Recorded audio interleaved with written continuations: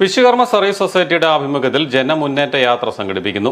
വിശ്വകർമ്മ സമൂഹത്തിന്റെ ന്യായമായ അവകാശങ്ങൾ നേടിയെടുക്കുക എന്ന ലക്ഷ്യം മുൻനിർത്തി നടത്തുന്ന ജനമുന്നേറ്റ യാത്ര ഏപ്രിൽ 2-ന് തിരുവനന്തപുരത്ത് സമാപിക്കും. മാർച്ച് 24-ന് കാസർഗോഡ് നിന്നും ആരംഭിച്ച ജനമുന്നേറ്റ യാത്ര വിവിധ ജില്ലകളിൽ നിന്നുമുള്ള വിശ്വകർമ്മജരെ അണിനിരത്തി സെക്രട്ടേറിയറ്റ് ധർണയോടെയാണ് അവസാനിക്കുന്നത്. 10,000 സെക്രട്ടേറിയറ്റ് ധർണയിൽ പങ്കെടുക്കുമെന്ന് സൊസൈറ്റി ഭാരവാഹികൾ പറഞ്ഞു.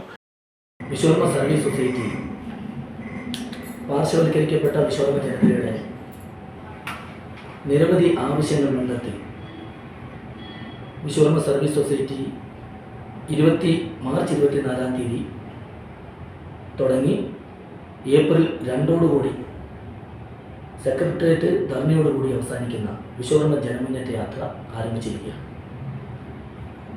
സാമൂഹിക വ്യവസ്ഥിതിയിൽ വിശ്വകർമ്മ ജനതയോട് രാഷ്ട്രീയ സംവിധാനങ്ങളും സർക്കാർ സംവിധാനങ്ങളും കാണിക്കുന്ന അവഗണനയ്ക്കെതിരെയും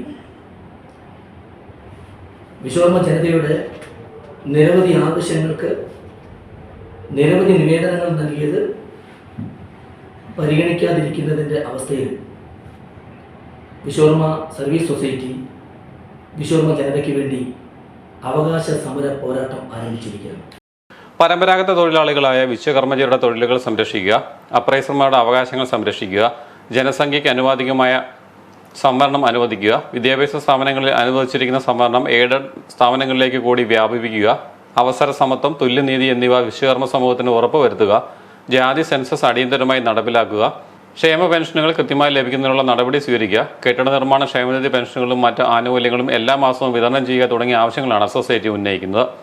വിശ്വകർമ്മ സർവീസ് സൊസൈറ്റി സംസ്ഥാന പ്രസിഡന്റ് അഡ്വക്കേറ്റ് ടി.കെ. മധു ജാഥ ക്യാപ്റ്റനും സംസ്ഥാന general secretary Vinod Thachuvelil vice ക്യാപ്റ്റനുമായ വിശ്വകർമ്മ ജനമുന്നേറ്റ യാത്രയ്ക്ക് കോട്ടയം ജില്ലയിൽ സ്വീകരണം നൽകി. പാലായിൽ വിശ്വകർമ്മ ജനമുന്നേറ്റ യാത്രയ്ക്ക് സ്വീകരണം നൽകി.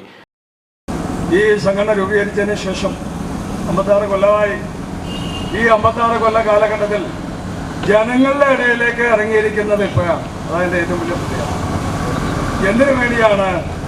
നമ്മളുടെ ഭരണഘടന അനുശാസിക്കുന്ന തുല്യനീതി, തുല്യാവകാശം നമ്മൾക്കും വേണം, നമ്മൾക്കും നേടിയെടുക്കണം, നമ്മുടെ കുട്ടികൾക്ക് പഠിക്കാൻ സാധിക്കണം. തുല്യനീതി, തുല്യാവകാശം എന്ന് പറയുന്നത് ഇവിടെ വിശ്വകർമ്മർക്ക് കൊടുക്കണം എന്നുള്ളത് എല്ലാവർക്കും അറിയാം. ഇവിടുത്തെ രാഷ്ട്രീയ കേരളത്തിനറിയാം, ജനാധിപത്യ കേരളത്തിനറിയാം. പക്ഷെ അവരൊന്നും ആ കാര്യങ്ങൾ ചെയ്യുന്നില്ല എന്നുള്ളതാണ് ഏറ്റവും പ്രശ്നം. നമുക്കറിയാം, നമ്മുടെ കുട്ടികളെ നമുക്ക് പഠിപ്പിക്കാൻ സാധിക്കുന്നില്ല. വലിയ ദുരിതമാണ്. നമ്മളുടെ ദുരവസ്ഥ കാണണം എന്നുണ്ടെങ്കിൽ നമ്മൾ ദൂരെയൊന്നും പോകണ്ട, നമ്മൾ ചുറ്റുമൊന്നും കണ്ടുപിടിച്ചാൽ മതി. നമ്മൾ എത്രത്തോളം പിന്നോക്കാവസ്ഥ അനുഭവിക്കുന്നു എന്നുള്ളത് സാമ്പത്തികപരമായും സാമൂഹികപരമായും വിദ്യാഭ്യാസപരമായും നമ്മളെ പിന്നോക്ക അവസ്ഥ തിരിച്ചറിയണമെങ്കിൽ നമ്മൾ ചുറ്റുമൊന്നും കണ്ടുപിടിച്ചാൽ മതി, ദൂരെയൊന്നും പോകണം.